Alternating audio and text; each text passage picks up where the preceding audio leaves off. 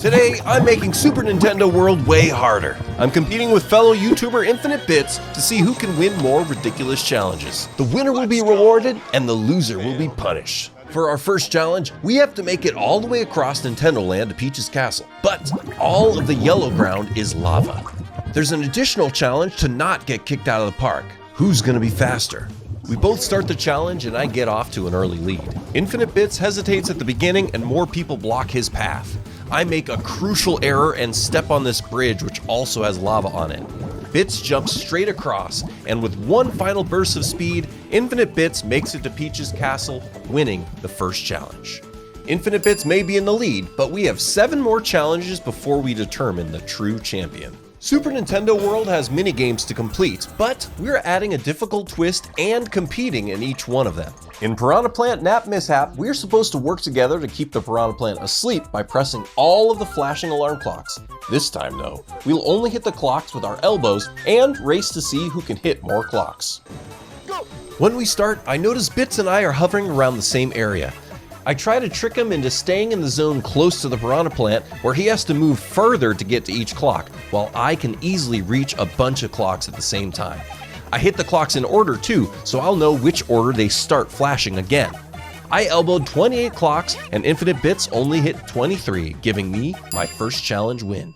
So I should probably tell you what the reward is for the winner and the punishment is for the loser. Are you ready for this? Oh, I'm ready. Let's see it. So the winner gets to choose the loser's profile banner on YouTube. You want to do it for a day or for a week? We're going all in. It's a week. Let's do it. All right, good luck to you. All right.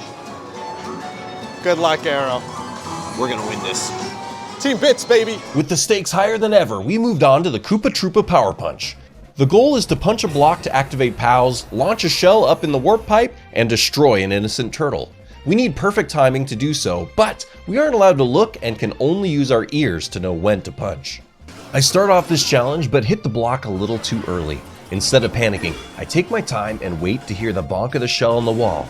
I slam the block and obliterate a Koopa. Infinite Bits is up next. He hits too early the first time, but then he waits for the shell to hit the other wall. He completes the game even faster than I did, but he made a big mistake.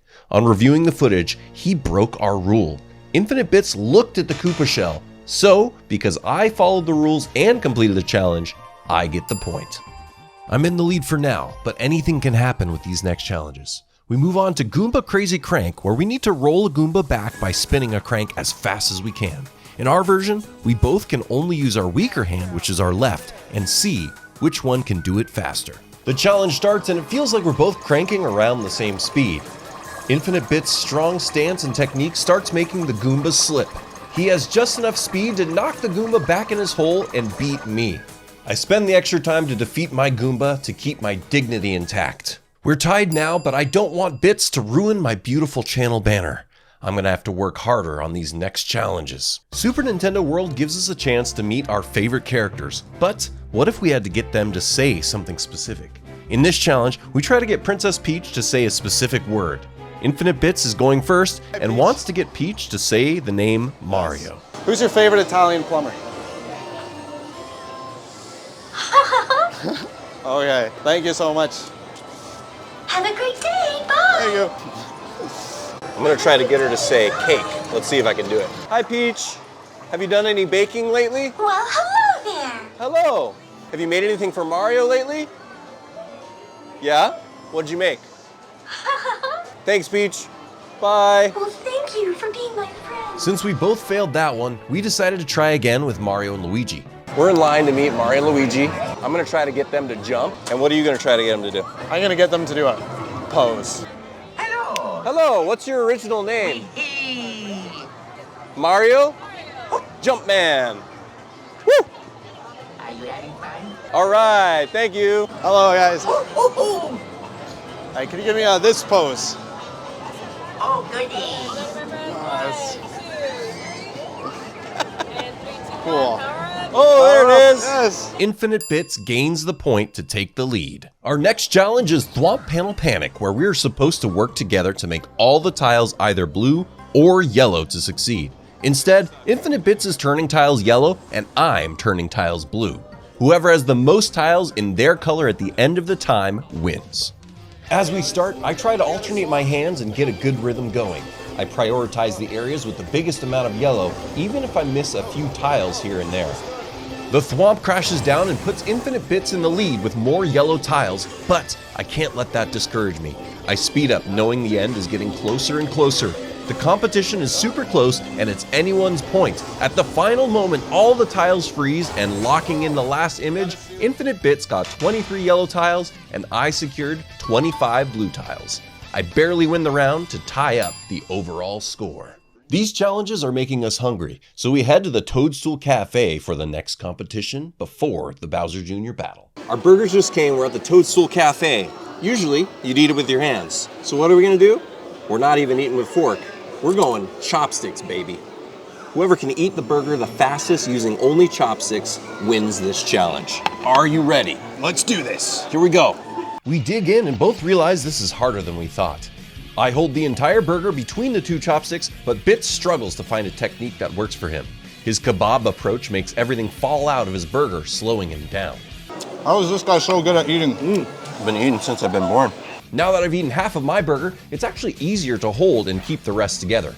I did lose my bottom bun, but my strategy is to finish what I'm holding and then eat that last. Bits' burger looks like an explosion, and I can tell he's panicking. Guys, I want to see Team Bits in the comments. Who do you think is going to win? Not Team Stotle. Boo, Team Stotle. I finish the bulk of my burger and get to the last bun. I take my time to enjoy it with the dipping sauce because honestly, it's really delicious. Here we go. Last bite. There he goes. Well, there you have it, folks. I can't eat a burger with chopsticks.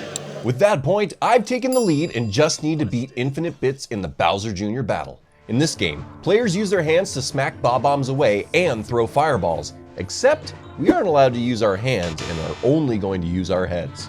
Whoever eats more sweet, sweet gold by the end wins this battle. As the game starts, we try to get used to smacking bombs with our heads. We make the mistake of not ducking as a bullet bill comes by and lose our super mushrooms. A question block appears and we get mushrooms again, but somehow Infinite Bits gets a superstar also. He destroys several bob-ombs while I miss a bunch of them. We both get fire flowers and try to figure out how to use them without using our hands. It obviously doesn't go very well and we just flail around and take damage without defeating any enemies. We slap a few more bob-ombs, destroy Bowser Jr., and make a mega jump to finish the battle. Infinite Bits gobbled 7 coins while I only devoured 3. Our overall scores are tied 4-4, so we will head to a final challenge to break the tie. The only worthy tiebreaker is Mario Kart Bowser's Challenge. Special goggles add augmented reality enemies, and players need to attack them with items and collect coins. I am red and Infinite Bits is blue, and whoever gets the most coins at the end wins the entire tournament. We start off the race and it really feels like we're driving in Bowser's Castle. As we drive through the course, each room is inspired by iconic tracks in Mario Kart and looks just like you would imagine it to look in real life. The footage doesn't do the ride justice because I can't capture the augmented reality stuff that well, like the other racers, projectiles, and way more. As we play, arrows appear and we need to turn the cart at the right time to gain coins. The item boxes appear periodically and give each player Koopa shells to launch. To aim, I turn my head and look at my target, and the cool technology does the rest.